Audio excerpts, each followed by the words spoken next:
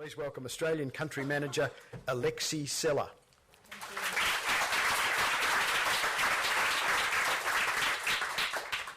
2 years ago, I was walking down a busy street in Bangalore, and as I turned a corner and stepped off, suddenly I saw it. A sprawling city slum, dotted with households made of bamboo frames and blue plastic tarpaulin sheets. And as I walked in, a woman came up to greet me, and her name was Lakshmi. Lakshmi grew up in rural India, but at the age of 12, her family was very poor, and they married her to a man in that village. So at 12, she set off with her husband to Bangalore in search of a brighter future. When I met Lakshmi, she was 26 years old, the same age that I was at the time. And it was no longer just her and her husband, but also their 4 small children, living in a tent no bigger than the size of your dining room table, and with nothing but the flame of a kerosene lamp to light up their home. And that kerosene is so interesting because she is so desperate for light that she will spend lots of money on it every week. And it harms her and her children's health because inhaling fumes in homes across India already kills another child every 5 minutes. It's harmful for the environment, but more importantly for Lakshmi, and what I realised as I sat there with her and the sun began to set behind us, was that she's living a life in the darkness. And in that darkness, you can't cook or clean, so you give up your daytime working hours just to look after your family. And in the darkness, your children will never make it through school because they can't study and they fall behind. And in that darkness, you may never see the faces of your own family as you return home from work every evening. Do you know how many people are living a life in the darkness every day in India? 400 million.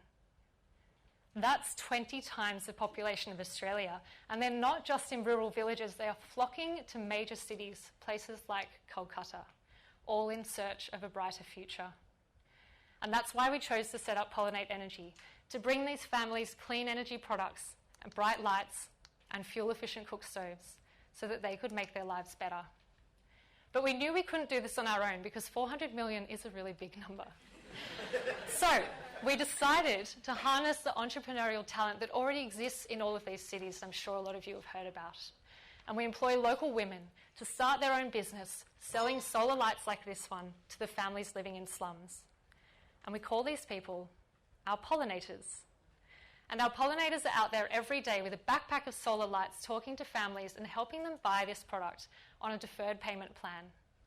And they are so important because they're overcoming the 2 main reasons why Lakshmi didn't already have a light in her home. The first was knowledge. She didn't know it existed, and now there's a pollinator on her doorstep telling her. But the second was finance, because she was wasting $3 every week just to buy enough kerosene to light up a candle flame. She couldn't save $40 for a light, but she could pay for that light over time. And then in a few months, she's broken even on her investment, and then she starts to save $100 every year, which is 5% of her income. Not only that, she's given her children a cleaner, healthier home. They're not at risk of dying young anymore. Her and her daughters are safe as they can use this light to walk through the communities at the night time. She is working harder during the day and earning more money, and her children are studying at school. And she knows that when she made the choice to buy this light, she finally gave her family that chance for a brighter future. And it's for all these reasons that we now know worldwide that helping someone like Lakshmi access clean energy is the last step that she needs a hand in before she can lift her family out of poverty. That's why we're in the International Year of Light. It's why we're in the decade of sustainable energy for all. And it's why we were recognised by the United Nations for our success combating climate change and energy poverty with our model.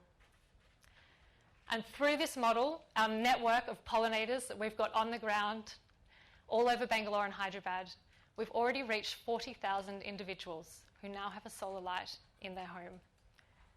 But tonight, you're here to help us get to the next step, because we want to take this model to Kolkata, one of India's biggest cities with the largest migrant populations into urban slums, and one of the most dangerous places in the world for women and girls. But we have a team on the ground right now who are ready to get started. With $10,000, they'll set up the local office, recruit their first pollinators, buy their first round of stock, and they'll reach 100 communities. They need $50,000 to reach all 500 communities in Kolkata, so tonight you could get us halfway there by raising $25,000 for Kolkata. As a team of young women who started this organisation, it's an honour to look out and see so many more women willing to step up and take a pledge tonight.